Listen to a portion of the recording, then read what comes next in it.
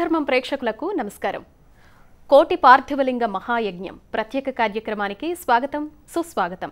సిద్దిపేట జిల్లా దొమ్మాట గాజులపల్లి సమీపంలో కైలాసపురంలో నిర్మిస్తోన్న దక్షిణ కాశీ శ్రీ మహాకైలాసేశ్వర ఆలయ పుణ్యభూమిలో కోటి పార్థివలింగ ప్రతిష్టాపన మహాయజ్ఞానికి శ్రీకారం చుట్టబోతున్నారు శ్రీ చాముండేశ్వరి గురుదత్త పీఠం నిర్వాహకులు, టీవీ5 హిందూ ధర్మం ఛానల్ ఆస్థాన పండితులు బ్రహ్మశ్రీ కొడకండ్ల శ్రీరామ్ శరణ్ శర్మ గురూజీ.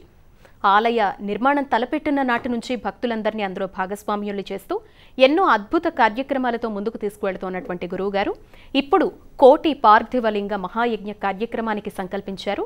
ఈ కార్యక్రమానికి సంబంధించి మరిన్ని విశేషాలు అందించేందుకు గురువుగారు స్టూడియోలో సిద్ధంగా ఉన్నారు. వారికి స్వాగతం చెప్పేద్దాం. నమస్తే గురువుగారు. జై గురుదత్త. కార్యక్రమానికి స్వాగతం అండి. ఇవాళ ఏ శ్లోకంతో కార్యక్రమాన్ని ప్రారంభిస్తారు? శ్రీ గణేశాయ నమః, శ్రీ సరస్వత్యై నమః, శ్రీపాదవల్లభ నరసింహ సరస్వతి, శ్రీ గురుదత్తాత్రేయాయ నమః, శ్రీ గణపతి సచ్చిదానంద సద్గురవే నమః, దత్త విజయానంద తీర్థస్వామినే నమః, మాధవానంద మదనానంద స్వామినే నమః, శ్రీ అజిలావజుల వెంకటరమణ గురుపాదుకాభ్యాం నమః. చాముండేశ్వరి రేణుకాదేవి సమేత శ్రీ కనకదుర్గా నాగలక్ష్మీ సమేత విశాలాక్షి విశ్వనాథ సమేత దక్షిణ కాశీ కైలాసేశ్వర స్వామినే నమః. సుముఖః ఏకదంతశ్చ కపిలౌ గజకర్ణికః లంబోదరశ్చ వికటో విఘ్నరాజో గణాధిపః ధూమకేతుర్గణాధ్యక్షో పాలచంద్రో గజాననః వక్రతుండః శూర్పకర్ణో హేరంబ స్కందపూర్వజః షోడశైతాని నామాని యప్పటేత్ శృణుయాధవి విద్యారంభే వివాహే చ ప్రవేశ నిర్గమే దదా సంగ్రామే సర్వకార్యేషు విఘ్నస్తస్య నజాయతే. ప్రథమ పూజితుడు, గణాలకు అధిపతి, కవులకే కవి అయినటువంటి గణనాథుడికి శిరస్సు వంచి అనేక సాష్టాంగ నమస్కారములు ప్రణమిల్లుతూ ప్రియ భగవద్బంధువుల కుటుంబాలలో సద్బుద్ధిని, జ్ఞానాన్ని, యశస్సును, కీర్తి ప్రతిష్టలు వచ్చే విధంగా ఆశీర్వదించవలసిందిగా ఆ దేవదేవుణ్ణి వేడుకుంటూ అందరికీ ఆశీర్వచనాలు అందజేస్తూ కార్యక్రమంలోకి వెళ్దాం. అద్భుతం గురుగారు. ప్రతిరోజు కూడా కోటి పార్థివలింగ మహాయజ్ఞానికి సంబంధించి మీరు ఎన్నో విశేషాలు చెప్తూ ఉంటే ఎప్పుడెప్పుడు అందులో పాల్గొందామా అని కావచ్చు, ఎంత తొందరగా సభ్యత్వం తీసుకుంటామా అని కావచ్చు, చాలామంది పరితపించిపోతూ ఉన్నటువంటి పరిస్థితి. అయితే గురుగారు, మీరు ఏదైనా కార్యక్రమానికి రూపకల్పన చేస్తే చాలా రోజుల సమయం, అంటే కొంచెం ప్లానింగ్ ప్రకారం ముందుగానే అనుకుంటూ వెళుతూ ఉంటారు. కానీ ఇదేంటో చాలా తక్కువ సమయంలోనే ఇంత పెద్ద కార్యక్రమానికి మీరు సంకల్పం తీసుకోవడం జరిగింది. ఎలా జరుగుతోంది? అంకురార్పణ కార్యక్రమం ఇంకొక వారం రోజులు కూడా లేదు.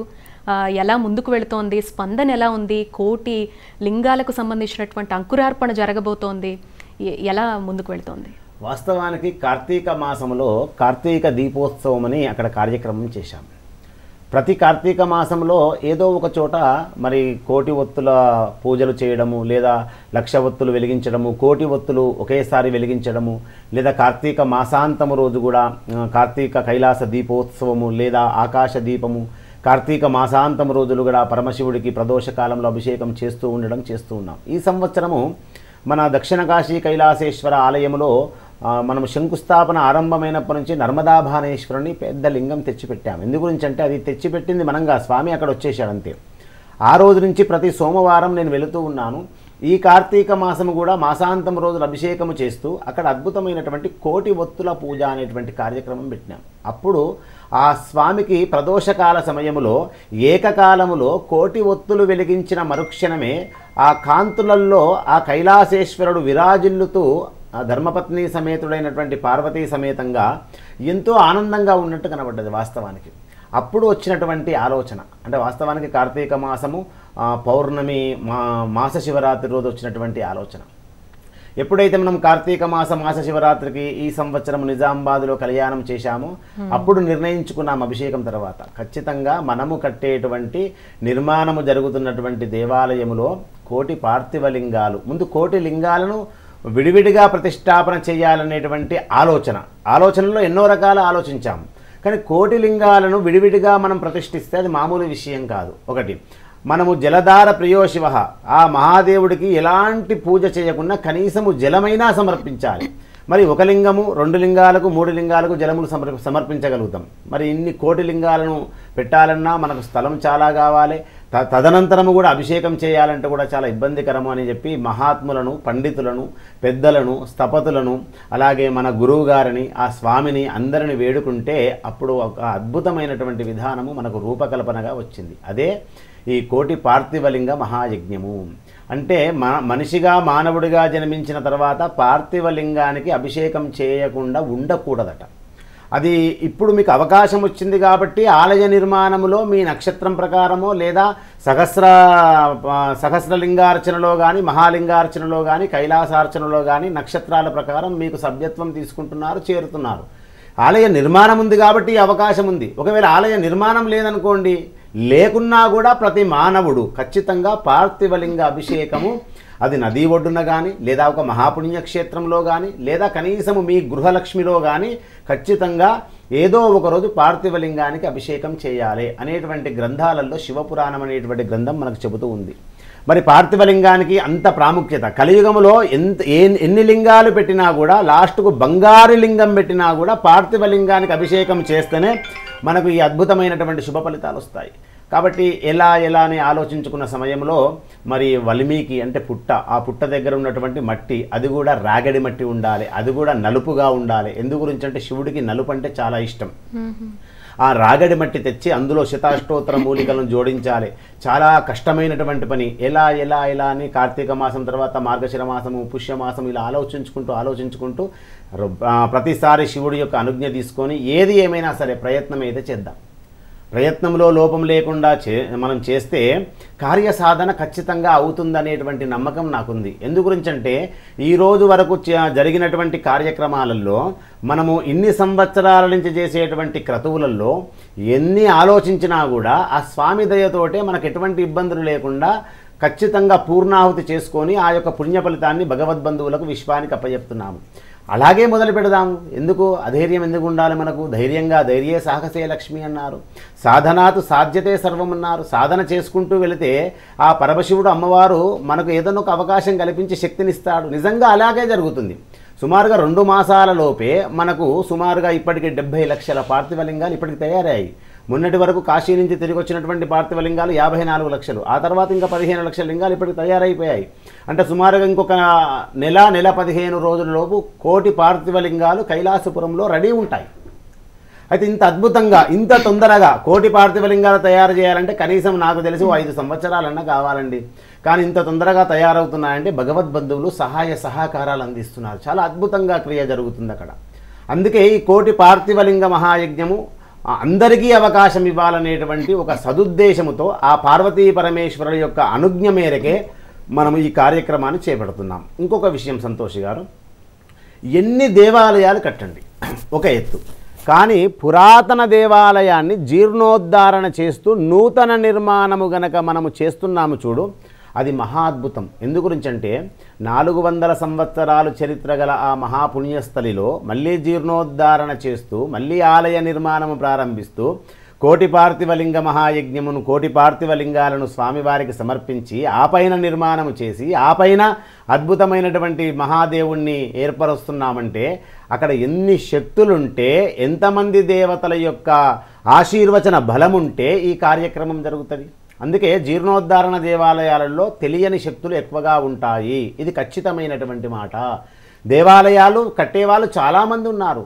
నాలాగా ధర్మాన్ని కాపాడేటువంటి వాళ్ళు, హైందవ ధర్మాన్ని, సనాతన ధర్మాన్ని కాపాడేటువంటి వాళ్ళు ఒక బ్రాహ్మణ కులమే కాదండి. అన్ని కులాలలో కూడా అన్ని కులాలలో వాళ్ళ దేవాలయాలు కట్టుకుంటున్నారు. కానీ జీర్ణోద్ధారణ చేసేటువంటి దేవాలయాలలో మనం చరిత్రలో చెప్పుకోవచ్చు. దక్షిణ కాశీ కైలాసేశ్వర ఆలయము కాశీ నుంచి వచ్చిన పండితులు ఆ సంవత్సరంలో చేస్తే మళ్ళీ ఈ సంవత్సరంలో మనం చేస్తున్నామంటే ఇది పుణ్యఫలము కాబట్టే ముందు కష్టం అనుకున్నాము, కానీ ఖచ్చితంగా విజయం సాధిస్తున్నాము. ఇది ఈశ్వరేచ్ఛ.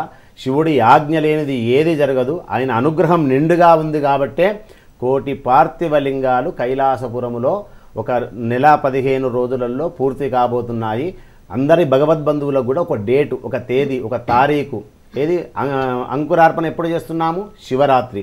శివరాత్రికి అంకురార్పణ చేసి 1,11,1100 ఆ పార్థివలింగాలను ఆవరణార్చన చేసి మహన్యాసపూర్వక పాశుపత శతరుద్ర అభిషేకాలు నమక చమక పారాయణములతోటి చేసి మహారుద్ర హోమము చేసి ఆ పూర్ణాహుతి, అలాగే ఈ పార్థివలింగాలు కూడా పూర్ణాహుతి ఎక్కడ? ప్రధాన దేవాలయంలో చేయడానికి అంకురార్పణ నాంది. ఆ రోజు నుంచి నాకు తెలిసి 3-4 మాసాలలో భగవద్బంధువులకు ఒక తేదీ ఇస్తాం.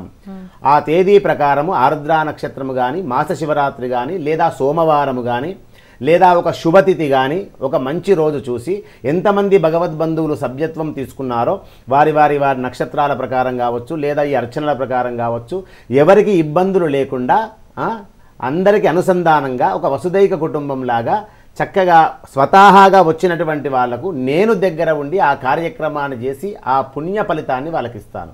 ఒకవేళ దూర ప్రాంతాలలో ఉన్నటువంటి వాళ్ళు రాని వాళ్ళను కూడా ఖచ్చితంగా నేను పరిగణంలోకి తీసుకొని వాళ్ళు గనక సభ్యత్వం తీసుకొని ఆ పార్థివలింగాలను సమకూర్చే విధంగా అందులో చేరితే గనక ఖచ్చితంగా వాళ్ళ గోత్రనామాలతోటి చేసి ఆ పుణ్య ఫలితాన్ని వాళ్ళ వంశానికి ఇవ్వడానికి పరమేశ్వరుడు ఆ పార్వతీదేవి అనుగ్రహం ఇవ్వడానికి సాయశక్తులా నేను కృషి చేస్తాను, ఆ పుణ్య ఫలితాన్ని ఇస్తాను. ఇదొక యజ్ఞం వాస్తవానికి. ఈ యజ్ఞంలో మనము గెలుస్తామా లేదా మనకు అవసరం లేదు. ఈ యజ్ఞంలో ఎవరు గెలవాలంటే సదాశివుడు గెలవాలి, విశ్వజగజ్జనని అమ్మవారు గెలవాలి, ఆది దంపతులు గెలవాలి. ఆది దంపతులు గెలవాలంటే మనం మనిషిగా పుట్టినందుకు మనమందరము ఒకదాటిగా ఐకమత్యంగా ఉండి ఆ నిర్మాణంలో గనక మనం అందరము కష్టపడి ఒక సమిధలాగా మన వంతు సమిధలాగా చేరితే ఖచ్చితంగా ఆ దేవదేవుణ్ణి గెలిపిస్తే జీవితాంతం మనల్ని గెలిపిస్తూ ఉంటాడు. అందుకే ఈ మహత్తరమైనటువంటి కార్యక్రమం ఎటువంటి ప్లాన్ లేకుండా ముందుకు వెళ్ళాము. ఆ పరమశివుడి పైన భారం వేసి ఖచ్చితంగా గెలుస్తున్నాము. భగవద్బంధువులు మనము అందరినీ గెలిపిస్తారు. తప్పకుండా గురువుగారు. అలాగే మీరు ఏ కార్యక్రమం చేపట్టినా కూడా తప్పకుండా ప్రత్యేకతతో పాటు ఇంకా ఆధ్యాత్మికత జోడించాలి. ఇంకెంత విభిన్నంగా మనం చేస్తే వాళ్ళకి భక్తిభావం మరింత విరాజిల్లుతుందా అని చెప్పి ఆలోచిస్తూ ఉంటారు. ఈ కార్యక్రమానికి సంబంధించి ఇప్పటి వరకు మాకు చెప్తున్న వివరాలే ఉన్నాయా? ఇంకా ఏమన్నా వాటికి జోడిస్తూ వెళుతూ ఉన్నారా? మామూలుగా గురువుగారు ప్రతిష్టాపనకి మధ్య తేడా ఏంటండి? వాస్తవానికి మనకు ప్రతిష్టాపన అంటేనేమో ముహూర్తము చూసి దేవ ముహూర్తం అని ఉంటుంది. దేవ ప్రశ్న వేసుకొని దేవాలయ ముహూర్తాలు వేరు, మానవుల ముహూర్తాలు వేరు. ఇక్కడ అందరూ పరిగణనలోకి తీసుకోవాలి. ఇప్పుడు వాస్తవానికి ఆషాఢ మాసము ముహూర్తాలు ఉండయి కదా. ఆషాఢ మాసం ముహూర్తాలు ఉండే అనగానే మనం ఏమనుకుంటాం? ఇవి పనికిరాని రోజులు అని మనం అనుకుంటాం. అంటే మిడిమిడి జ్ఞానం ఉన్నటువంటి వాళ్ళం మనం వాస్తవానికి. కానీ ఆషాఢ మాసం అంటే అమ్మవారికి ఇష్టమైనటువంటి రోజులు అని ఎందుకు అనుకోరు కదా. అలా దేవ ప్రశ్న వేసి దేవతామూర్తులకు ప్రతిష్టాపన చేసేటువంటిది తారాబలము. అక్కడ ఆరుద్రా నక్షత్రం పరమశివుడిది, అమ్మవారిది నక్షత్రం పరిగణంలోకి తీసుకొని తారాబలం, చంద్రబలం, విద్యాబలం, గురుబలం చూసిన తర్వాత ఉత్తరాయణ పుణ్యకాలంలో ప్రతిష్ట చేస్తే మంచిదా, దక్షిణాయన పుణ్యకాలంలో ప్రతిష్ట చేస్తే మంచిదా అని దైవ ప్రశ్న తీసుకోవాలి. చాలామంది ఏమనుకుంటారంటే నిజంగా మరణిస్తే ఖచ్చితంగా ఉత్తరాయణ పుణ్యకాలంలోనే మరణించాలనేటువంటి ఆశ ఎవరికైనా ఉంటుంది. మరి ఉత్తరాయణ పుణ్యకాలం అంటే 6 మాసాలు ఉంటుంది, మరి 6 మాసాలు దక్షిణాయన పుణ్యకాలంలో ఉంటుంది. అంటే ఏదైనా సరే ఆ ఉత్తరాయణ పుణ్యకాలమా దక్షిణాయన పుణ్యకాలమా అని నిర్ణయించేది పరమశివుడు. ఇక్కడ ప్రతిష్టాపన విషయంలో మనము విగ్రహాలకు జలాదివాసము, ధాన్యాదివాసము, శయ్యాదివాసము, ఫల పుష్పాదివాసము ఇలాంటి కార్యక్రమాలు చేస్తూ వాటికి సంబంధించినటువంటి గణపతి పూజ, అలాగే నవగ్రహ మండపము, వాస్తు మండపము, యోగిని మండపము, క్షేత్రపాలక మండపము, సర్వతోభద్ర, లింగతోభద్ర, చతుర్లింగతోభద్ర, అష్టలింగతోభద్ర మండపాలు వేసి కైలాసములో ఉన్నటువంటి ఆ మహాదేవుడికి ఇష్టమైనటువంటి వేదమంత్రాలు చెప్పి ఆ విగ్రహానికి చక్కటి ప్రతిష్టాపన కార్యక్రమం చేస్తాం. అయితే ఇక్కడ మీరు అందరూ కూడా గమనించాలి, చాలామందికి కొందరికి తెలియదు వాస్తవానికి. ఎలాంటి విషయం అంటే కోటి పార్థివలింగాలను ప్రతిష్టాపన గురువు గారు చేస్తున్నారు కదా, మరి ఇది కూడా ప్రతిష్టనా అనేటువంటి ఒక అనుమానం వస్తుంది సంతోష్ గారు. వాస్తవానికి ఇది ప్రతిష్ట కిందికి కాదు. వాస్తవానికి కోటి పార్థివలింగాలను మనం ఏదైతే గర్భగుడి ప్రాంతం ఉందో ఆ గర్భగుడి శివలింగము ఎంత పెద్దగా వస్తుందో, ఆ శివలింగము కింద ప్రాణవట్టము ఎంత ప్రామాణికంగా ఉంటుందో, ఆ శివలింగము కింద మాత్రమే అది ఎంత లోతైనా పర్వాలేదు, ఒక 50 ఫీట్లు, 60 ఫీట్లు, 70 ఫీట్ల లోతైనా పర్వాలేదు. ఎందు గురించి అంటే గర్భగుడి మొత్తం శివలింగాలు రాకూడదు. ఎందు గురించి అంటే గర్భగుడిలోకి అప్పుడప్పుడు వెళ్ళి అభిషేకం చేసుకుంటారు కదా భగవద్బంధువులు. దేవాలయం పూర్తయిన తర్వాత ఖచ్చితంగా శివుడు అందరికీ అవకాశం ఇస్తాడు కదా. వేరే దేవాలయంలో గర్భగుడిలోకి ప్రవేశించలేము, కానీ మహాదేవుడి ఆలయంలో మాత్రం అవకాశం ఉంటుంది కదా. అప్పుడు మరి లోపలికి వెళ్ళి స్వామివారిని సృష్టించాలంటే మనము పాదచారిగా వెళుతున్నప్పుడు గర్భగుడి ఎంత పెద్దగా ఉందో అంత పెద్దగా తవ్వి మనము లింగాలు వేశామనుకో, మనము పాదం పెట్టినప్పుడు మన కింద లింగాలు ఉంటాయి కదా. అందుకే ఇక్కడ ఎలాంటి ప్రమాణం తీసుకున్నామంటే మనకు ప్రాణవట్టము ఎంత ఉందో దాని సైజు ప్రకారము సుమారుగా అది ఎంత లోతైనా సరే తీసుకొని ఆ కోటి పార్థివలింగ మహాయజ్ఞమని పెట్టి ఏ నక్షత్రము వాళ్ళు ఎవరైతే రాశుల వాళ్ళు ఉన్నారో మీకు ఉన్నటువంటి సమస్యలు సమసిపోవడానికి మానవుడి యొక్క మనుగడలో పార్థివలింగ ప్రతిష్టాపన చెయ్యాలి కాబట్టి ఈ అవకాశం వచ్చింది కాబట్టి దేవాలయ నిర్మాణము జీర్ణోద్ధారణ జరుగుతున్నటువంటి పరమ పవిత్రమైనటువంటి పుణ్యస్థలిలో అవకాశం తీసుకొని మీరు అందులో వదిలిపెట్టండి. అలా కోటి పార్థివలింగాలు అయిపోగానే దానికి ప్రామాణికంగా మళ్ళీ దానికి ఎలా క్లోజ్ చేయాలో అలా చేసేసి అప్పుడు దేవాలయ నిర్మాణం ప్రారంభమవుతుంది. ఇంత అద్భుతమైనటువంటి కార్యక్రమం కాబట్టి అవకాశం ఉన్న వాళ్ళు అందరూ ఖచ్చితంగా సద్వినియోగం చేసుకోండి. ఇంకొక విషయం, మనం తలపెట్టినటువంటి కోటి పార్థివ లింగ మహాయజ్ఞము ఇది ప్రతిష్టాపన కిందికి కాదు. ప్రతిష్టాపన అనేది రెండు రకాలుగా ఉంటాయి సంతోష్ గారు. చర ప్రతిష్ట, స్థిర ప్రతిష్ట రెండు ఉంటాయి. ఇప్పుడు మనం చేసేది చర ప్రతిష్ట. అందులో లింగాలు వదిలిపెట్టిన తర్వాత ఆ లింగాలు అటు వెళ్తుంటాయి ఇటు వెళ్తుంటాయి, ఇటు ఒక్కొక్క లింగము తగులుతూ ఉంటుంది. అక్కడ మనం లింగం పెట్టిన తర్వాత ఒక లింగము కరెక్ట్గా ఉండొచ్చు, ఒక లింగము అడ్డం పడుతుండొచ్చు, ఒక లింగము సీదా ఉంటుండొచ్చు. అందులో వదిలిపెట్టిన తర్వాత లింగం లాగా ఉండదు కదండి. పంచభూతాలను సృష్టించినటువంటి పరమశివుడు, అందులో భూమి ఉంది కదా పంచభూతాలలో, ఆ భూమి నుంచి వచ్చినటువంటి చక్కటి రాగడి మట్టితోటే కదా మనం పార్థివలింగాలు తయారు చేశాము. అటువంటి పార్థివలింగాలు మళ్ళీ ఎవరి గర్భంలోకి పంపిస్తున్నాము? పృథ్వీ లోపటికే కదా, పంచభూతాలలో ఒకటే కదా. ఆ పృథ్వీలో తీసినటువంటి ఆ మట్టితోటి పరమ పవిత్రంగా మూలమంత్రము జపించి ఆ యొక్క పృథ్వీలో వదిలిపెడుతున్నాం కాబట్టి అది కోటి రెట్ల పుణ్యఫలము అంటారు. మామూలు విషయం కాదు. అందుకే ఇప్పటి వరకు ఒకే చోట కాదు, ఇలా కోటి పార్థివలింగ ప్రతిష్టలో ఇక్కడ ఒక దగ్గర జరగలేదు. మీకు సిద్దిపేటలో కోటి లింగాల గుడి ఉంది. మదనానంద స్వామి వారిని బసవ కళ్యాణ్ వాస్తవానికి కర్ణాటక రాష్ట్రంలో ఉంటారు.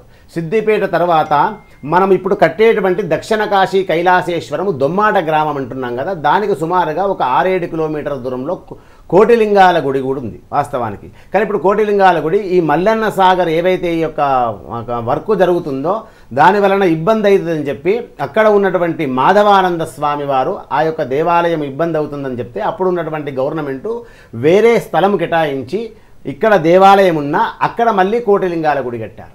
అంటే కోటి పార్థివలింగాల గుడి కట్టారు. కోటి పార్థివలింగాలు, కోటి రుద్రాక్షలు కూడా గర్భంలో వదిలిపెట్టి దేవాలయాలు కట్టినటువంటి ఆనవాళ్ళు చాలా ఉన్నాయి. కోకొల్లలు నేను లేవని చెప్పడం లేదు, మరి ఇన్ని ఉన్నాయి కదా, ఇక్కడ ఎందుకు ఇంత పవిత్రత అని మీరు ఇంత చక్కగా చెబుతున్నారంటే జీర్ణోద్ధారణ, కొత్తగా నిర్మించేటువంటి దేవాలయము కాదు. ఎన్నో సంవత్సరాలు దేవీ దేవతలు నడయాడినటువంటి పుణ్యభూమి, పుణ్యస్థలి. అది కుగ్రామమా మారుమూల గ్రామమా ఎక్కడనో లోపట్న అలా అనుకోకండి. ఎక్కడ ధర్మం ఉందో, ఎక్కడ శక్తి ఉందో, ఎక్కడ దైవం ఉందో, ఎక్కడ భగవంతుడు తిష్ట వేసుకొని కూర్చొని ఉన్నాడో అక్కడికి మనం వెళ్ళవలసిందే. మనం వెళ్ళటం లేదా కదా, అరుణాచలం పోవటం లేదా, షిరిడీ పోవటం లేదా, వెంకటేశ్వర స్వామి దగ్గరికి పోవటం లేదా. అలా ఎక్కడ ఉన్నా భగవంతుడు అన్ని చోట్ల ఉంటాడు, విశ్వమంతా ఉంటాడు. కానీ తను స్థిరంగా ఉండేది మాత్రం కొన్ని చోట్ల మాత్రమే ఉంటాడు. ఆ కొన్ని చోట్లలో ఈ దక్షిణ కాశీ కైలాసేశ్వర స్వామి అని నేను బాగా విశ్వసిస్తున్నాను. నాతో పాటు భగవద్బంధువులు విశ్వసిస్తున్నారు.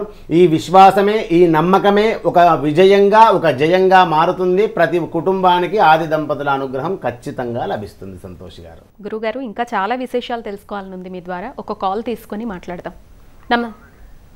నమస్తే అండి. అమ్మా నమస్తే. నమస్తే మేడం. మీ పేరమ్మా? నా పేరు సుజాత మేడం. ఎక్కడి నుంచి ఫోన్ చేస్తున్నారు? కోనసీమ జిల్లా ద్రాక్షారం ఏగంపేట మేడం.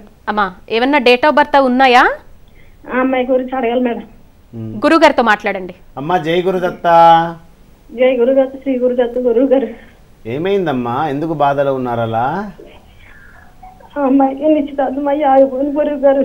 అయ్యయ్యో అయ్యయ్యో అయ్యయ్యో. ఓకే, మీకు ఎంతమంది సంతానము? పాప బాబు గురువు గారు. ఓకే, మీరు చింతించకండి. అంటే దేని వలన ఆగింది అంటే ఇప్పుడు ఆ బంధము నిలబడుతుందా లేదా విడిపోయారా? ఇంకా పెళ్లి వరకు వెళ్ళారా లేదా? ముహూర్తం పెట్టుకున్నాం గురువు గారు. ఆ అబ్బాయికి ఇంకొక అమ్మాయిని నచ్చిందనేసి చేసుకుని అన్నారు గురువు గారు. అయ్యయ్యో, గౌరవంగా బతికేటువంటి కుటుంబం కదండి మీది. అవును గురువు గారు. ఇప్పుడు ఎప్పుడైతే నిశ్చితార్థమైందో ఎంతోమంది బంధువులు వచ్చి ఉంటారు కదమ్మా, వాళ్ళందరి మధ్యలో తల ఎత్తుకొని మనం తిరగాలంటే కూడా కొంత ఇబ్బందికరంగా ఉంటుంది. అదే బాధ కనపడుతుంది మీ లోపల. అవును గురువు గారు. ఓకే, ఇప్పుడు అబ్బాయి దేని వల్ల ఎలాగా అమ్మాయికి ఎంత కాగిపోయిందో, అమ్మాయి జాతకంలో ఏమన్నా ఉందో ప్రాబ్లం. అమ్మాయి నక్షత్రం ఏంటో చెప్పగలుగుతారా? అమ్మాయి నక్షత్రం జ్యేష్ఠ నక్షత్రం గురుగారు. సమస్య అక్కడ వచ్చింది కదా.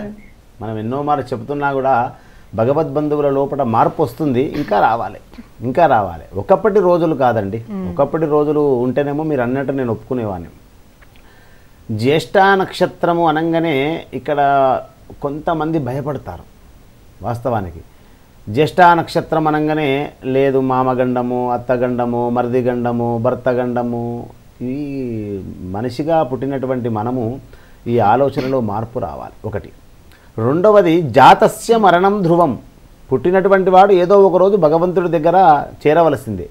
అయితే ఈ నక్షత్రం నుంచి చేసుకున్నటువంటి వాళ్ళల్లో మాకు ఇలాంటి ఇబ్బందులు వస్తాయని భయపడుతూ ఉంటారు.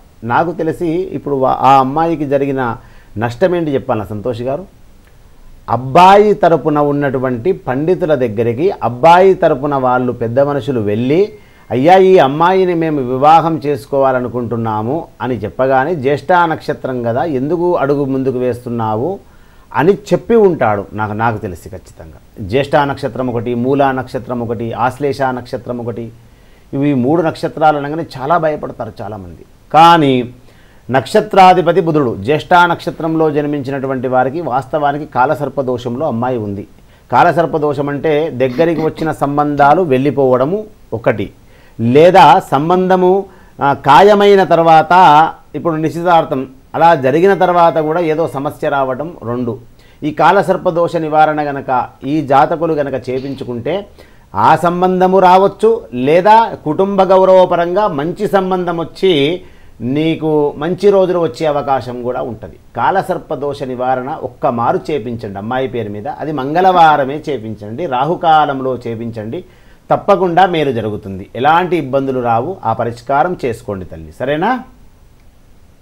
ఓకే గురుగారు, ఒక సందేహం ఏంటంటే మీరు 3 భాగాలుగా లింగార్చన అందరికీ అనువుగా ఉండే విధంగా పెట్టడం జరిగింది. సహస్ర లింగార్చన అని, కైలాసర్చన అని, మహాలింగార్చన అని చెప్పి.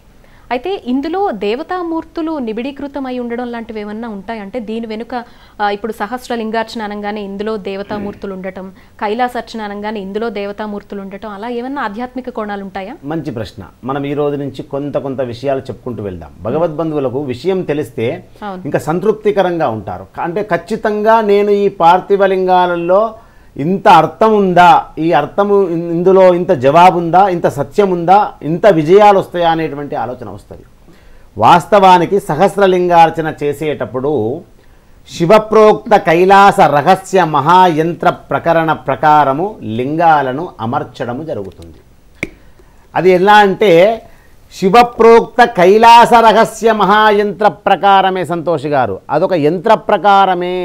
ఏదో శివలింగం తెచ్చి అలా పెట్టి దాన్ని సహస్రలింగార్చన అనటం లేదు, యంత్ర ప్రకారమే. అది ఎలా? శివప్రోక్త కైలాస రహస్య మహాయంత్ర ప్రకారము. అది ఎలా ఉంటుందంటే 1333 లింగాలు.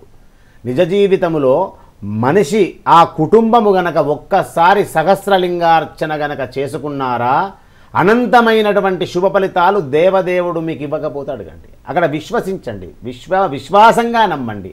అటువంటి ఈ యొక్క సహస్రలింగార్చనలో అమర్చడం జరుగుతుంది. ఎలా అమర్చడం జరుగుతుందంటే బాణం అంటే శివుడి పైన ఉండే బాణం ఉంటుంది కదా, ఆ బాణము వరకు ఎన్ని లింగాల సంఖ్య ఉండాలి దానికి ప్రమాణం ఉంటుంది.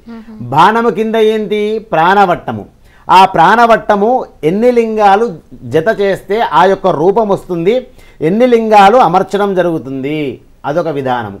ఆ తద్వారా బాలాత్రిపుర సుందరి అమ్మవారు ఎక్కడొస్తుంది, సూర్యచంద్రులు ఎక్కడ వస్తారు, ఆదిత్యాది నవగ్రహాలు ఎక్కడ ఉంటాయి, అష్టదిక్పాలకులు ఎక్కడ ఉంటారు, అందులో చండముండులు, అలాగే నందీశ్వరుడు, వృషభుడు, మిగతా పరివార దేవతలు ఎక్కడెక్కడ ఉంటారు అనేది తూర్పు ద్వారము, దక్షిణ ద్వారము, పడమర ద్వారము, ఉత్తర ద్వారము ఎలా ప్రమాణం ప్రకారం చేయాలి, ఎన్నెన్ని లింగాలు పెడితే ఆ సంఖ్య నిండుతుంది అనే విధానమే. అలా పూర్తిగా కలిపితేనే 1333 లింగాలు అవుతాయి. అది ఎలా అనేది మనం ఈరోజు తెలుసుకుందాం. సర్వోత్కృష్టమైనటువంటి సహస్రలింగార్చనని వేదమంత్రాలతో 16 దశలలో ఆవరణార్చన అనేటువంటి ఒక ప్రక్రియ చేస్తారు. 16 ఆవరణలలో అర్చన చేసి 1333 లింగాలని ఒకదాని తర్వాత ఒకటిని శివప్రోక్త కైలాస రహస్య మహాయంత్ర ప్రకరణ ప్రకారమే ఈ యొక్క అద్భుతమైనటువంటి సహస్రలింగార్చన అమరుస్తారు. ఈ యంత్ర ప్రకరణలో తొలుత 12 ఆదిత్యులు ఉంటారు. తొలుత అంటే మనం ఈరోజు తొలుత తీసుకుందాం. ఈ సహస్రలింగార్చనలో 12 ఆదిత్యులు అంటే ఎవరు? సాక్షాత్తు సూర్యనారాయణమూర్తి. ముందుగా వాళ్ళని ఎందుకు తీసుకోవాలంటే ఈ ప్రపంచానికి వెలుతురునిచ్చేటువంటి వారు ఎవరు? సూర్యనారాయణమూర్తి. మరి 12 మంది సూర్యులు ఉన్నారా అంటే నేను ఎన్నో మార్లు చెప్పాను. మిత్ర, రవి, సూర్య, భాను, ఖగపూష, హిరణ్య గర్భ, పరీచ్య, ఆదిత్య, సవిత్ర, అర్క, భాస్కరేభ్యో నమః అన్నాము. మరి 12 మంది ఆదిత్యులు ఉన్నారు కదా, ఆ 12 మంది ఆదిత్యుల ప్రతిష్ట అందులో ఉంటుంది.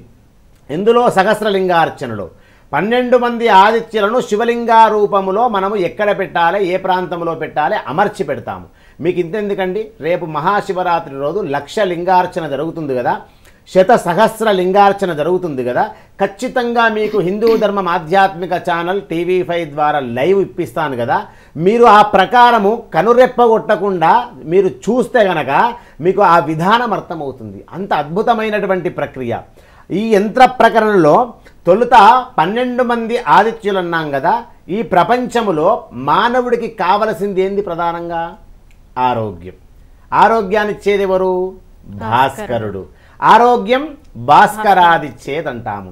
అందుకే ఈ సహస్రలింగార్చనలో తొలుత 12 ఆదిత్యులతోటి ప్రారంభమవుతుంది. అంటే నఖశిఖ పర్యంతం వరకు తెలియని రుగ్మతలు ఈ కలి ప్రభావముతోటి మానవులు నానా విధాలుగా కష్టపడుతున్నారు. ఇందులో ఈ సహస్రలింగార్చనలో కిడ్నీ ప్రాబ్లం ఉన్నటువంటి వారు, క్యాన్సర్ ప్రాబ్లం ఉన్నటువంటి వారు, నరాల బలహీనత ఉన్నటువంటి వారు, మోకాళ్ళ నొప్పులు బాధలు ఉన్నటువంటి వాళ్ళు, ఉదర బాధ సమస్యలు ఉన్నటువంటి వాళ్ళు, అలాగే కంఠ బాధ సమస్యలు ఉన్నటువంటి వాళ్ళు, నేత్ర బాధలు, నఖ శిఖ పర్యంతములో ఏదైతే ఆ యొక్క వ్యాధి మీకు అంతు పట్టకుండా దానికి సంబంధించిన వైద్యము చేసుకున్నా మీకు సరి అయినటువంటి రిజల్ట్ రాని భగవద్బంధువులు ఎవరైతే ఉన్నారో వాళ్ళు గనక ఈ సహస్రలింగార్చన ప్రక్రియను అద్భుతమైనటువంటి జీర్ణోద్ధారణ జరుగుతున్నటువంటి ఆ దక్షిణ కాశీ కైలాసేశ్వర ఆలయములో వదిలిపెడితే 12 మంది ఆదిత్యులు తొలుత ఆశీర్వచనమిస్తారు. మరి ఆదిత్యుడు మామూలు వాడు కాదు.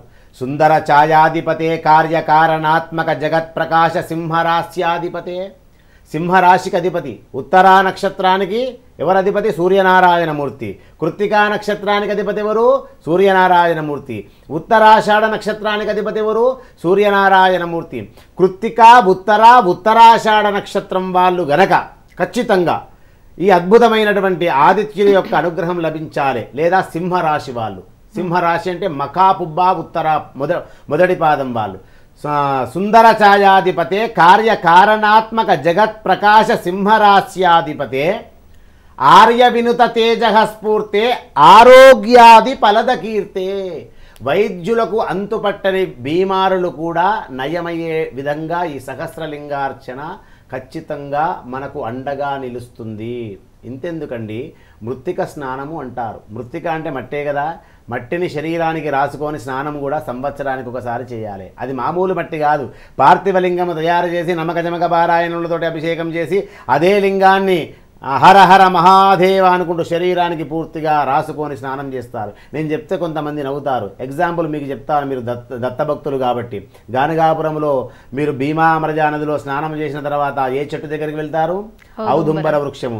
ఔదుంబర వృక్షం దగ్గర ఏం రాసుకుంటారు? మట్టే కదా. విభూతి ఉంటుంది అక్కడేమన్నా. అక్కడ ఉన్నటువంటి మట్టిని తీసుకొని చేతులకు కాళ్ళకు ఎక్కడ బీమారి ఎక్కడ వైద్య రంగంలో ఇబ్బంది పడుతున్నారో అక్కడ రాసుకొని స్వామి చుట్టూ ప్రదక్షిణాలు చేసి, స్వామి ఇదొక వైద్యము నాకు. కాశీ మణికర్ణిక కూడా ఖచ్చితంగా కాశీలో నీకు మణికర్ణికా ఘాట్లో సంకల్పం చేసే సమయంలో నీవు మృత్తిక రాసుకొనే స్నానం చేయాలి, మామూలు విషయం కాదది. అందుకే నేను పార్థివలింగానికి మృత్తికతో తయారు చేసినటువంటి పార్థివలింగానికి 108 మూలికలను ఎందుకోసం చెప్పాను నేను? మూలికలు అంటే ఏంది? వైద్యమే కదా. 108 రకాల మూలికలతోటి చూర్ణము తయారు చేసి సుగంధ ద్రవ్యాలు వేసి తయారు చేసేటువంటి పార్థివలింగాన్ని మీరు అందులో పాలు పంచుకోండి అని గొంతు పోయేటట్టు రోజు ఎందుకు మొరపెట్టుకుంటున్నాను? ఒకవేళ ఇప్పుడు మీరు రాలేదనుకోండి, దేవాలయం ఆగుతుందా? ఒక చిన్న మాట, ఆగది. పోనీ నేను లేననుకోండి, నేను కూడా మధ్యలో లేననుకోండి, వేరే ప్రాంతంకి వెళ్ళాను, దేవాలయం ఆగుతుందా? ధర్మం ఆగుతుందా? ఆగది కదా. ఆ స్వామి ఏదో రకంగా ఖచ్చితంగా అమ్మవారు పార్థివలింగాలను వాళ్ళే సమకూర్చుకుంటారు, దేవాలయం అద్భుతంగా నిర్మించుకుంటారు. మన చేతిలో పని కాదు కదా. శివయ్య ఆజ్ఞ లేనిది చీమైనా కుట్టదు అంటారు కదా. అటువంటిది మట్టికంత ప్రాముఖ్యత. సింహరాశ్యాధిపతే ఆరోగ్యాది ఫలదకీర్తే నకశిక పర్యంతములో శరీరములో ఎటువంటి అంతుపట్టని వ్యాధులు ఉన్నా కూడా సహస్రలింగార్చన అనేటువంటి ప్రక్రియలో తొలగిపోతాయి. ఆరోగ్యాది ఫలదకీర్తే సారసమిత్రమిత్రబానో. మిత్రుడు అనేటువంటి వాడు ఎవరు? సాక్షాత్తు సూర్యనారాయణమూర్తి. మిత్ర అంటే మొదటి పేరు. 12 ఆదిత్యులలో మిత్ర, రవి, సూర్య, భాను, ఇవి 12 నామాలు. సారసమిత్రమిత్రబానో సహస్ర కిరణ కర్ణసూనో అంటే 1000 కిరణాలు ఒక్కసారి శరీరం పైన పడ్డ క్షణము శరీరంలో ఉన్నటువంటి ఆ యొక్క వ్యాధులు ఎలా తొలగిపోతాయో సహస్రలింగాలలో ఆ మొదటివాడు సూర్యనారాయణమూర్తి ఆరోగ్యాన్ని ఇస్తాడు. సారసమిత్రమిత్రబానో సహస్ర కిరణ కర్ణసూనో క్రూర పాపహర కృషానో. క్రూరమైనటువంటి పాపాలు తెలిసి తెలియక గనక చేసి ఉంటే మీరు చేశారు అని నేను అనడం లేదు, నేను కూడా చేసి ఉండొచ్చు, కానీ నేను నా అదృష్టంగా భావిస్తాను. నేను ఇప్పటికీ సుమారుగా ఒక 10,000 సార్లు సహస్రలింగార్చన చేశానండి. 10,000 సార్లు. మన చాముండేశ్వరి పీఠంలో కావచ్చు, లేదా భీమామరజారది గానగాపురం కావచ్చు, కురువపురం కావచ్చు, కాశీ విశాలాక్షి దగ్గర కావచ్చు, మణికర్ణికా ఘాట్ కావచ్చు, 18 శక్తిపీఠాలు, 12 జ్యోతిర్లింగాలలో మహారుద్ర హోమము, సహస్ర చండీ హోమము, శతచండీ హోమాలు. ఇంతకంటే గొప్ప పుణ్యం ఏం కావాలండి కదా. గంగమ్మ ఎక్కడ పుట్టిందో అక్కడి దాకా వెళ్ళొచ్చిన నేను. అంటే ప్రాణాలు పోయినా పర్వాలేదని. అంటే ప్రాణం ఇచ్చినటువంటి పరమశివుడు ఏ రోజు తీసుకుంటాడో ఆయన చేతిలో పని. అటువంటి మహానుభావుడు మనకు అనుగ్రహించాలంటే సహస్రలింగార్చనలో సారసమిత్రమిత్రబానో సహస్ర కిరణ కర్ణసూనో క్రూర పాప హరకృశానో గురు గుహ మోదిత స్వభానో సూరిజ నేడిత సుదినమని సోమాదిగ్రహ శిఖామని ధీరార్చిత కర్మసాక్షినే. నీ కర్మ ఫలితాలు తొలగిపోతున్నాయి. ధీరార్చిత కర్మసాక్షినే దివ్యతర సప్తశ్వర రదినే సౌరాష్ట్రార్ణ మంత్రాత్మనే సౌవర్ణ స్వరూపాత్మనే భారతీశ హరిహరాత్మనే. భుక్తికి ముక్తికి ఆరోగ్యానికి లోటు లేకుండా పార్థివలింగాలలో అందులో సహస్రలింగార్చనలో గనక చేరారు. వాస్తవానికి సహస్రలింగార్చన కాస్త అరుదైనటువంటి కార్యక్రమమే. భగవద్బంధువులు ఎంతోమంది ఫోన్ కాల్స్ చేసి అడుగుతున్నారు. పాపం మన వాళ్ళు చెబుతున్నారు కాస్త ఖర్చుతోను కూడుకున్నదే, నేను కాదని చెప్పను. ఎందు గురించి అంటే దానికి అటువంటి ప్రక్రియ ఉంది కాబట్టి. నీ గృహంలో నువ్వు సహస్రలింగార్చన చేసుకోవాలంటే నీకు ఎంతమంది పండితులు కావాలి, ఆ సమకూర్చడానికి ఎంతమంది పండితులు కావాలి, పూజా సామాగ్రి ఎంత కావాలి, దానికి కావలసిన పంచామృతాలు ఎన్ని కావాలి, దానికి కావలసిన నివేదన లేనిది, ఆవరణార్చన లేనిది, ఒక్కొక్క ఆవరణార్చనకు ఏ నైవేద్యం పెట్టాలి, దాని ప్రక్రియ అండి. అంటే ఊరికే అయ్యేది కాదు. అయినా కూడా భగవద్బంధువులకు ఎంతైనా సరే ఇటువంటి అనారోగ్య సమస్యలతోటి ఉన్నటువంటి వారు ఇది చేసుకుంటే మంచిది కాబట్టి భుక్తి ముక్తి వితరణాత్మనే సూర్యనారాయణమూర్తి అనుగ్రహం లభిస్తుంది. కాబట్టే 1330 లింగాల్ని ఒకదాని తర్వాత ఒకటి శివప్రోక్త కైలాస రహస్య మహాయంత్ర ప్రకరణ ప్రకారమే ఏర్పరుస్తూ మహాశివలింగాకృతి ఆకారము తయారు చేసి అమరుస్తారు. కాబట్టే దానిని సహస్రలింగాలకు సంబంధించినటువంటి సహస్రార్చన అంటారు. ఈ యంత్ర ప్రకరణలో మళ్ళీ చెప్తున్నాను, 12 మంది ద్వాదశులు ఉంటారు. ఆరోగ్యాన్ని భాస్కరుడే ఇస్తాడు. అటువంటి మహాదేవదేవుల యొక్క అనుగ్రహము ఒక్క సూర్యుడు కాదు, 12 మంది సూర్యులు తలుచుకుంటే నకశిక పర్యంతంలో అనారోగ్యం 6 లక్షల కిలోమీటర్ల దూరం పారిపోవలసిందే. ఈ ఏడాదిలో సూర్యుడు ఉండే స్థితులను బట్టి వారి పేర్లను వర్ణించడం కూడా జరుగుతుంది. మొదటి సూర్యుడు ధాత, చైత్రమాసానికి అధిపతి. ఇది బాగా జ్ఞాపకం పెట్టుకోండి. ఇలా మనం చైత్రమాసానికి మనము చివరి పాల్గొన మాసం వరకు కూడా ఏ సూర్యుడు ఏ మాసానికి అధిపతి కూడా మనం పరిగణంలోకి తీసుకోవచ్చు. రెండవ మాసము వైశాఖ మాసము, ఆర్యముడు అనేటువంటి పేరు. 3వ మాసము జ్యేష్ఠ మాసము, మిత్రుడు అనేటువంటి పేరు. ఇలా 12 మంది సూర్యులు 12 మాసాలకు అద్భుతంగా నామాలతోటి తయారు చేస్తారు. కాబట్టి ఈ 12 మంది ఆదిత్యులకు పరిజనులు 6 ఉంటారు. వాళ్ళే అప్సరసలు, రాక్షసులు, నాగులు, యక్షులు, ఋషులు, గంధర్వులు. మీరు చూడండి, మనము చేసే కోటి పార్థివలింగ ఆవరణార్చనలో ఎంతోమంది ఆదిత్యులను మనం ప్రతిష్ఠించుకుంటున్నాము కదా. మరి ఈ కలియుగములో 1,00,000 కోట్లు ఉన్నటువంటి అపర కుబేరుడు కూడా ఉదయం లేవగానే మొదటి నమస్కారం సూర్యనారాయణమూర్తికి చేసి మాకు ఆరోగ్యాన్ని ప్రసాదించండి అని నమస్కారం చేస్తాం. అధిదేవుడైనటువంటి అధిదేవ నమస్తుభ్యం ప్రసీద మమ భాస్కర. మరి నక్షత్రలింగ ప్రతిష్టలలో కూడా ఆదిత్యుని ఆరాధన ఉంటుంది. అలాగే సహస్రలింగార్చనలో ఉంటుంది, మహాలింగార్చనలో ఉంటుంది, కైలాసార్చనలో ఉంటుంది, అలాగే మనం నక్షత్రలింగార్చనలో కూడా ఉంటుంది. ఇందులో కేటగిరీ ప్రకారం తీసుకుంటే మాత్రము ప్రప్రథమంగా ఆ స్వామివారు 12 ఆదిత్యులు ఉండేటువంటి ప్రధాన ఏదైతే పూజ ఉందో అదే సహస్రలింగార్చన అంటారు. మనకు ఆయువునిచ్చేది పరమేశ్వరుడైతే ఆయువునిచ్చేది పరమేశ్వరుడు, మరి ఆరోగ్యాన్ని ఇచ్చేది ఎవడు? భాస్కరుడు. మరి ఇక్కడ వీళ్ళిద్దరు కలిశారనుకోండి, వీళ్ళిద్దరు ఎక్కడ కలుస్తారు? సహస్రలింగార్చనలో కలుస్తారు. అందుకే ప్రియ భగవద్బంధువులకు మనము రోజు ఇష్టంగా చెబుతూ వస్తున్నామంటే వాళ్ళు ఖచ్చితంగా ఇందులో సభ్యత్వము తీసుకొని పునీతులు కావాలి, పుణ్యము సంపాదించుకోవాలనేటువంటి ఒక మంచి కార్యక్రమం కాబట్టే మరి అందరినీ కోరడం జరుగుతుంది. మరి శివప్రోక్త కైలాస రహస్య మహాయంత్ర ప్రకరణ ప్రకారము ఏర్పాటు చేయడానికి దాదాపు 5 రోజుల ప్రక్రియ ఉంటుందండి. ఇప్పుడు మనము మహాశివరాత్రి, మీరందరూ వచ్చినట్టు శివరాత్రి రోజు పోనమ్మా, సుమారుగా నేను 2వ తేదీ నుంచి అక్కడనే ఉంటాను. ఎందు గురించి అంటే 1,00,000 లింగాలను శతసహస్రలింగార్చనగా దానిని అమర్చాలంటే ఎంత కష్టమవుతుంది ఒక్కసారి మీరు గమనించండి. మీరు చక్కగా టీవీలో ఎదుట కూర్చొని అబ్బా ఎంత బాగుంది, గురువుగారు ఎంత బాగా చేశారు, ఎంత చక్కగా ఉంది. మీ అదృష్టం ఏంటంటే మనకు హిందూ ధర్మం ఉంది, యాజమాన్యము ధర్మం కోసము ఎప్పుడు మేము సైతమని వాళ్ళు ముందుకు వస్తూ ఉంటారు కదా వాస్తవానికి. మరి ఇంత చక్కగా మీరు చూస్తారు, దాని వెనుక ఏది కష్టము లేనిది ఊరికే రాదమ్మా. అందుకే కష్టే పలి అన్నారు. కష్టపడింది ప్రపంచంలో భగవంతుడు కూడా మనకు ఏది ఇయ్యడు. మనం కష్టపడుతూ పోతూ ఉంటే మన నక్షత్రాల ప్రకారము వీడికి యోగం ఇవ్వాలి, వీడు బాగా కష్టపడుతున్నాడు, వీడి జాతకంలో యోగం ఉంది కదా, దాన్ని రిలీజ్ చేయమని చెప్తాడు దేవుడు, అంతే కదా. కాబట్టి నేను 2వ తేదీ నుంచే ఈ 1,00,000 పార్థివలింగాలను శతసహస్రలింగాలుగా ఒక ఆవరణార్చన ప్రకారము ఒక ఇటు 50 ఫీట్లు ఇటు 50 ఫీట్లు ఒక వేదిక తయారు చేసి దానిపైన అమర్చడానికి నాకు తెలిసి ఒక 10-15 మంది వేద పండితులు కలిసి నేను అక్కడ ఉంటే ఒక 5 రోజులు కష్టపడితే ఆ లింగాకారం తయారవుతుంది. మామూలు విషయం కాదు కదా.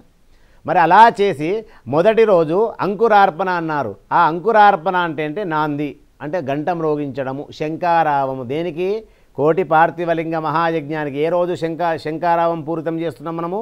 మహాశివరాత్రి రోజు కాబట్టి, పరమ పవిత్రమైన రోజు కాబట్టి, ఆ పరమశివుడే జన్మించినటువంటి శుభదినము కాబట్టి వారి గర్భములోనే మనం వదిలేస్తున్నామంటే ఏ జన్మలో చేసుకున్న పుణ్యబలం అండి, ఏ యోగ బలము. అందుకే నేనేమంటున్నాను, అందులో మీరు చేరినారంటే శివప్రోక్త కైలాస రహస్య మంత్ర యంత్ర ప్రకరణ పూర్వకంగా జరిగేటువంటి ఆ ప్రక్రియలో ఆ ఫలితము మీ కుటుంబము, మీ గోత్రము, మీ నక్షత్రం ప్రకారము, మీ వంశము ప్రకారము మీరు అనుభవించవలసిందే ఆ శుభ ఫలితాలు.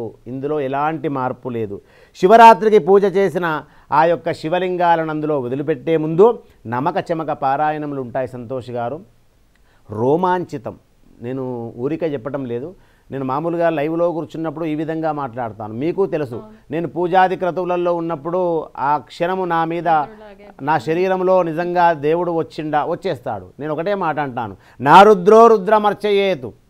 రుద్రుడిగా మనము తయారై ఆ రుద్రుడిని ఆవాహన చేసి రుద్రుడి దగ్గరికి మనం వెళ్ళాలంటాను. నా రుద్రో రుద్రమర్చయేతు.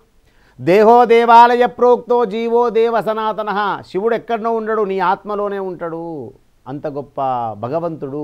కాబట్టి ఆ నమ్మక చెమ్మక పారాయణములు, ఆ వేదమంత్ర ఉచ్చారణ, ఆ పంసల ప్రకారము చదువుతుంటే మీరు కరెక్ట్గా గనక శ్రవణము చేస్తే, వినండి చాలు, వినండి. మాతో పాటు మీరు చదువుమంటే అది మీకు ఇబ్బందికరమే, స్వరదోషం వస్తుంది. అది మీరు చదువుకోలే కాబట్టి శ్రవణం వింటే చాలు. అటువంటి నమ్మక చెమక పారాయణములు మహన్యాసము ఆ రోజు నేనే దగ్గర ఉండి చేస్తాను. నేను గురుస్థానంలో ఉన్నాను కాబట్టి ఆ మహన్యాసము నేను చేయడం వలన ఎవరైతే సభ్యత్వము తీసుకున్నటువంటి వాళ్ళ గోత్రనామములు ఎప్పుడైతే పలుకుతానో వాళ్ళకు నకశిక పర్యంతంలో అనారోగ్య సమస్యలు రాకుండా, ఒకవేళ వచ్చినా దానికి ఆ రుగ్మతకు సరిపడే వైద్యము లభించే విధంగా పరమశివుడు అవకాశం ఇస్తాడు. అదే సహస్రలింగార్చన అంటారు. అందులో మొదలుగా ఎవరు వస్తున్నారు? 12 మంది సూర్యులు. ఈరోజు మనం సూర్యుల గురించి మాట్లాడుకుందాం. ఇంకా సహస్రలింగార్చనలో రేపటి రోజు ఇంకెవరు వస్తారు, వాళ్ళందరి గురించి కూడా వాళ్ళకి అర్థమయ్యే విధంగా భగవద్బంధువులకు మనం తెలియపరచుదాం. తప్పకుండా గురుగారు. కాల్ తీసుకుందామా గురుగారు? నమస్తే అండి. నమస్తే అండి మేడం. అమ్మ నమస్తే, మీ పేరు చెప్పండి. మా పేరు సుజాత మేడం. సుజాత గారు ఎక్కడి నుంచి ఫోన్ చేస్తున్నారు? అది కోనసీమ జిల్లా దాక్షారం నుంచి మేడం. ఎవరి గురించి తెలుసుకోవాలమ్మా? అమ్మాయి గురించి మేడం. అదే జ్యేష్ఠ నక్షత్రం. ఇప్పుడు మాట్లాడడానికి మీరు ఇంకా లైన్ లోనే ఉన్నారా? అంటే వాళ్ళ అదృష్టవంతులండి వాస్తవానికి. ఎందు గురించి అంటే అలాగే లైన్లో ఉన్నారంటే కర్మ ఫలితము తొలగిపోతుంది. మీరు ప్రారంభంలో ఏడుస్తూ మాట్లాడింది సంతోష్ గారు, ఇప్పుడు ఆనందంగా మాట్లాడుతుందంటే గురువు గారికి కాలు కలిసింది. ఇంత చక్కటి విషయాలు మనం వింటున్నాము, శ్రవణం చేస్తున్నాము. అమ్మ మీరు ఎలాంటి చింతించవలసిన అవసరం లేదు. మీ పేరేంటమ్మా? సుజాత. సుజాత గారు లైన్లో ఉన్నారా? ఉన్నాం గురుగారు. ఓకే, సంతోషంగా అలాగే నవ్వుతూ ఉండు. సుజాత గారు, అమ్మాయి పేరు రేణుక. గురుగారు ఏ ఆలయంలో చేర్పించాలి? ఏమి లేదమ్మా, దుర్గాదేవి ఆలయము కానీ లేదా శివాలయంలో కానీ మంగళవారం రోజు నేను ఒక పరిహారం చెప్తాను. మినుములు ఉలవలు. మినుములు ఉలవలు మీకు కరెక్టే చెప్పాను సంతోష్ గారు. మినుములు ఉలవలు వాటితోటి నాగయంత్రము వేసి నవనాగ పూజ అనేటువంటి క్రతువు చేపించండి. అమ్మాయికి ఆ దోషము ఖచ్చితంగా తొలగిపోతుంది. నీ కూతురు ఖచ్చితంగా మంచి వివాహం అవుతుంది. ఉన్న ఆటంకాలు తొలగిపోతాయమ్మా. సరేనా? సరే గురుగారు. ఆశీర్వచనాలు తల్లి. నెక్స్ట్ ఇంకొక కాల్ తీసుకుందాం గురుగారు. నమస్తే అండి. హలో. నమస్తే అండి, మీ పేరు? లక్ష్మి. అమ్మ లక్ష్మి గారు ఎక్కడి నుంచి? నాయుడుపేట. ఎవరి గురించి తెలుసుకోవాలమ్మా? మా అమ్మాయి గురించి. అమ్మాయి గురించా? సరే మాట్లాడండి గురువు గారితో. హలో అమ్మా, వింటున్నాను తల్లి. నమస్తే గురువు గారు. పాదాభివందనాలు. శివార్పణం. అడగండి తల్లి. గీతా గురువు గారు. శ్రవణ నక్షత్రం 4వ పాదం వృషభ లగ్నం. శ్రవణ నక్షత్రం 4వ పాదం వృషభ లగ్నం. సమస్య ఏంటమ్మా? సమస్య గురుగారు గబక్కర కోపం వస్తుంటది. మన దానిలో పూజ కూడా చేయించాం గురువు గారు ఈ మధ్య జూన్లో భార్య భర్తలు ఇద్దరికి. ఓకే, వాళ్ళిద్దరు సఖ్యతగా ఉండాలి అంతే కదా?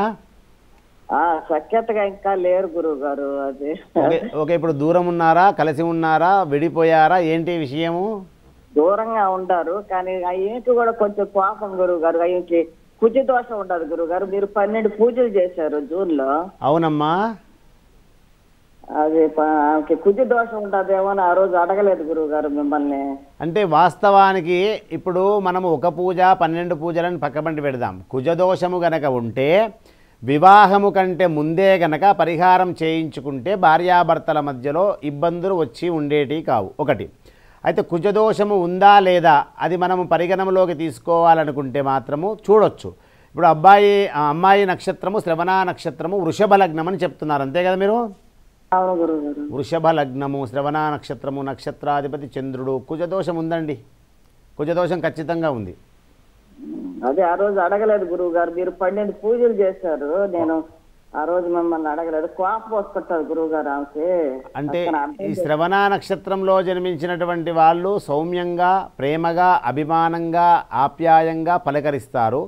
వాళ్లకు నచ్చిన విధంగా ఉంటే మాత్రము ఆ కోపము రాదు. వాళ్లకు నచ్చని విధంగా ఎవరైనా ఉన్నా, తెలియని తప్పును వీళ్ళ మీద వేసినా, చేయని తప్పును వీళ్ళ మీద వేసినా క్షణములో క్షణికావేశం మాదిరిగా ఈ జాతకులకు వర్తిస్తుంది. దానికి విరుగుడు ఒకటేనమ్మా, లలితా సహస్రనామ పారాయణము పౌర్ణమి రోజు గనక ఈ జాతకులు చదివితే ఆ కోపం అనేది తగ్గిపోతుంది. ప్రేమ, అభిమాన, ఆప్యాయత, అనురాగాలతో ఉంటుంది. ఇక జాతక చక్రంలో దాంపత్య విషయంలో మీరు గమనించండి. ఇప్పుడు నేను ఒక అమ్మాయి జాతకమే తీసుకున్నాను, అబ్బాయి నక్షత్రం మాత్రం నాకు తెలియదమ్మా. అయితే ఇద్దరి మధ్యలో ఒకటి వివాహ పొంతన కుదరకపోవటం వలన సమస్య రావచ్చు, లేదా రాశికూటాలు కుదరకపోవటం వలన సమస్య రావచ్చు, లేదా ఇంకా ఏదైనా కుండలిలో కాలసర్ప నవనాగ దోషాలున్నా రావచ్చు, లేదా ఇంకా పూర్తిగా క్లుప్తంగా పరిగణంలోకి తీసుకొని జాతకాన్ని పరిశీలిస్తే పరిహారాలు చేసుకోవచ్చు. చివరికి ఎన్ని యజ్ఞాలు, ఎన్ని పూజలు, ఎన్ని రోజులు చేసినా కూడా పూజల ఫలితం ఎక్కడ పోదు. మనము దేవుడికి కొట్టినటువంటి కొబ్బరికాయ కూడా వృధా పోదు. కానీ మనము ఎన్ని రకాల క్రతువులు చేసినా ఆ జాతకులు కాస్త ఓపిక సహనముతోటి ఉంటే గనక ఇవి వర్తిస్తాయి. క్షణములో ఆవేశం తెచ్చుకుంటే ఏ పూజాది క్రతువులు చేసిన పుణ్యఫలము కూడా జాతకులకు వర్తించదమ్మా. సరేనా? అదే గురువు గారు, క్షణికావేశవానికి 16 రోజులు పూజ చేశారు గురువు గారు మీరు. ఇప్పుడే 12 రోజులు అంటివి, ఇప్పుడే 16 రోజులు అంటివి, ఇప్పుడే 10. సరే అమ్మా, గురువుగారు అయితే పరిష్కారం చెప్పారు. గురువుగారు అయితే పరిష్కారం చెప్పారమ్మా. ధన్యవాదాలు గురువుగారు, చాలా మంచి విశేషాలు. సమయం అయిపోయిందా? అయిపోయింది గురువుగారు. చాలా మంచి విశేషాలు తెలియజేశారు. ధన్యవాదాలు. ప్రియ భగవద్బంధువులకు అనేక మంగళాశాసనములు, ఆశీర్వచనములు. జై గురుదత్త, శ్రీ గురుదత్త. జై జవాన్, జై కిసాన్. ఇది ఇవాల్టి కోటి పార్థివలింగ ప్రతిష్టాపన మహాయజ్ఞం ప్రత్యేక కార్యక్రమం. చూస్తూనే ఉండండి హిందూ ధర్మం.